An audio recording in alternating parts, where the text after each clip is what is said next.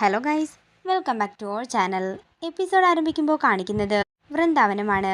അനൂപിനോട് മീര പറയുകയാണ്, എന്താണെങ്കിലും നമ്മളെ പണം തന്ന് സഹായിച്ചത് അവന്തികയാണെന്ന് എനിക്ക് ഉറപ്പാണ്.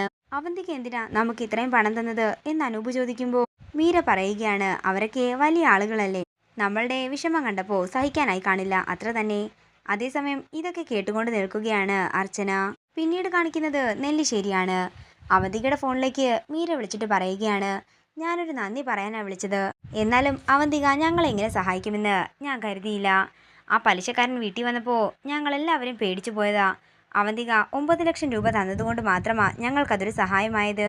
ഇത് കേൾക്കുന്ന അവന്തിക ആദ്യം ഒരു ഞെട്ടലോടെ നിന്നിട്ട് പിന്നീട് പറയുകയാണ്, അത് പിന്നെ മീര എൻ്റെ ഒപ്പം നിൽക്കുമ്പോൾ ഞാനും മീരയ്ക്ക് ചെറിയ ചെറിയ സഹായങ്ങളൊക്കെ ചെയ്യണമല്ലോ. മീരയിൽ നിന്നും എനിക്കിനിയും സഹായങ്ങൾ വേണമെന്ന് പറയുമ്പോൾ അതിനെന്താ, എന്ത് സഹായം വേണമെങ്കിലും ഞാൻ ചെയ്തു തരാമെന്ന് മീര പറയുന്നു. അതേസമയം ഫോൺ കട്ട് ചെയ്തതിന് ശേഷം അനഘ ചോദിക്കുകയാണ്, ചേച്ചി അവർക്ക് 9 ലക്ഷം രൂപ കൊടുത്തോ? ചേച്ചിക്ക് എന്താ ഭ്രാന്താണോ? എൻ്റെ അനഘയെ ഞാനൊന്നും കൊടുത്തതല്ല, അവർ വിളിച്ചിട്ട് ഞാൻ കൊടുത്തെന്ന് പറഞ്ഞു. അപ്പോൾ ഞാൻ കരുതി ശരിയെന്ന് പറഞ്ഞേക്കാമെന്ന്, അത്ര തന്നെ. ഞാൻ അറിയാത്ത കാര്യത്തിനുള്ള ക്രെഡിറ്റും കൂടാതെ വൃന്ദാവനംകാരുടെ നന്ദിയും ഞാൻ ശിരസാ വഹിച്ചതേ ഇന്നല്ലെങ്കിൽ നാളെ മറ്റൊരു ഉപകാരമായി നമുക്ക് കിട്ടാൻ വേണ്ടി തന്നെയാ. ഇത് കേൾക്കുന്ന അനഘ ചിരിച്ചുകൊണ്ട് അവന്തികയെ നോക്കുകയാണ്.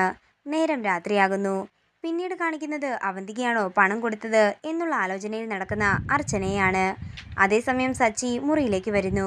എന്താ ഇന്നും താൻ പതിവ് പോലെ ടെൻഷനിലാണോ? എന്താ കാര്യം? എന്തെങ്കിലും സഹായം വേണോ എന്ന് സച്ചി ചോദിക്കുമ്പോൾ അർച്ചന പറയുകയാണ്, ഒരു സഹായത്തിന്റെ കാര്യം ഓർത്ത് തന്നെയാ ഞാൻ ടെൻഷനോടെ നിൽക്കുന്നത്. ഇത് കേൾക്കുന്ന സച്ചി ഒരു ഞെട്ടലോടെ അർച്ചനയെ നോക്കുമ്പോൾ ഒന്നുമില്ലാതൊക്കെ സച്ചിയേട്ടൻ വിട്ടേക്കാൻ അർച്ചന പറയുന്നു. നേരം പുലർച്ചെയാകുന്നു. പിന്നീട് കാണിക്കുന്നത് ആതിര സന്ദീപിനെ ഫോൺ ചെയ്യുന്നതാണ്. എന്താ ഇന്ന് പതിവില്ലാതെ രാവിലെ തന്നെ ഒരു വിളിയെന്ന് സന്ദീപ് ചോദിക്കുമ്പോൾ ആതിര പറയുകയാണ്, അത് പിന്നെ ഇവിടെ ആരുമില്ലായിരുന്നു, അപ്പോൾ ഞാൻ കരുതി എൻ്റെ ഭർത്താവിനെ ഒന്ന് വിളിച്ചേക്കാമെന്ന്. അപ്പോൾ അവിടെ ആരുമില്ലേ? എല്ലാവരും എവിടെ പോയെന്ന് ചോദിക്കുമ്പോൾ അനൂപേട്ടൻ ഒരു ഫ്രണ്ടിൻ്റെ കുഞ്ഞിൻ്റെ ബർത്ത്ഡേ പാർട്ടിക്ക് പോയെന്നും ബാക്കി എല്ലാവരും കല്യാണത്തിന് പോയെന്നും ആതിര പറയുന്നു. എങ്കിലേ ഞാനൊരു കാര്യം ചോദിക്കട്ടെ എന്ന് സന്ദീപ് ചോദിക്കുമ്പോൾ ആതിര പറയുകയാണ്, ഇങ്ങോട്ട് വരട്ടെ എന്നല്ലേ, അതിൻ്റെ ഒന്നും ഒരാവശ്യവുമില്ല. അയ്യേ, ഇത് അതൊന്നുമല്ല. എന്താണെങ്കിലും തൻ്റെ വീട്ടിൽ ആരുമില്ല, ഞാനിവിടെ ഫ്രീ ആണ്. അപ്പോൾ നമുക്ക് പുറത്തെവിടെയെങ്കിലും വെച്ച് കാണാമല്ലോ എന്ന് കരുതിയാ ഞാൻ പറഞ്ഞത്. ഈ ഫോണിലെ സംസാരം ഒഴിവാക്കി നേരിട്ട് കണ്ട് സംസാരിക്കാമല്ലോ. ഇത് കേൾക്കുന്ന ആതിര പറയുകയാണ്, അത് പറ്റത്തില്ലല്ലോ.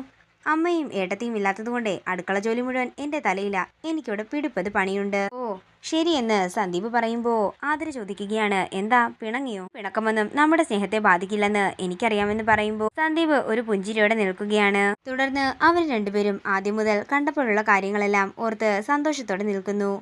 പിന്നീട് കാണിക്കുന്നത് അവന്തികയാണ്. അവന്തിക ആതിരയെന്ന് പെണ്ണ് കാണാൻ വന്ന അജയ് ഘോഷിന്റെ അടുത്തേക്ക് ചെല്ലുകയാണ്. ഇത്രയും പെട്ടെന്ന് ആതിരയുടെ പുറകെ നടന്ന് ആതിരയെ നീ വളയ്ക്കണമെന്ന് അവന്തിക പറയുന്നു.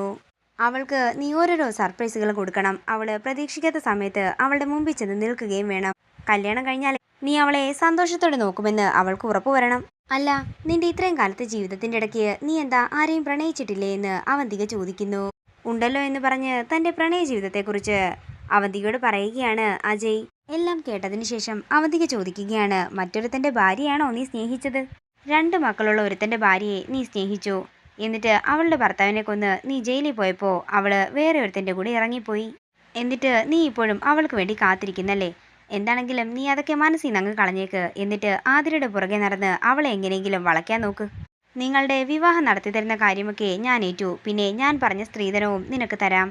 ഇന്നു മുതൽ നിങ്ങളുടെ രണ്ടിൻ്റെയും പ്രണയകഥ ആരംഭിക്കണമെന്നും അവന്തിക പറയുമ്പോൾ അതിനെല്ലാം സമ്മതം പറയുകയാണ് അജയ്. നേരം രാത്രിയാകുന്നു. പിന്നീട് കാണിക്കുന്നത് നെല്ലിശ്ശേരിയാണ്. കമ്പനിയിലെ ചില പുതിയ പ്രൊജക്റ്റിൻ്റെ കാര്യത്തിനായിട്ട് തനിക്ക് ഡൽഹിയിലേക്ക് പോകണമെന്ന് അർച്ചനയോട് പറയുകയാണ് സച്ചി. അല്ല, പോയി കഴിഞ്ഞാൽ എപ്പോഴാണ് തിരിച്ചു വരുന്നതെന്ന് അർച്ചന ചോദിക്കുമ്പോൾ ഒരു 4 ദിവസം എടുക്കുമെന്ന് സച്ചി പറയുന്നു. ഇത് കേൾക്കുന്ന അർച്ചനയ്ക്ക് വിഷമമാവുകയാണ്. തുടർന്ന് സച്ചി പറയുകയാണ്, 4 ദിവസം എനിക്ക് തന്നെ കാണാതിരിക്കാൻ സാധിക്കില്ല, അതുകൊണ്ടേ നമ്മൾ രണ്ടുപേരും കൂടെയാണ് പോകുന്നത്. സച്ചിയേട്ടൻ്റെ മീറ്റിംഗ് നടക്കുന്ന സ്ഥലത്ത് ഞാൻ വന്നിട്ട് എന്താ കാര്യം?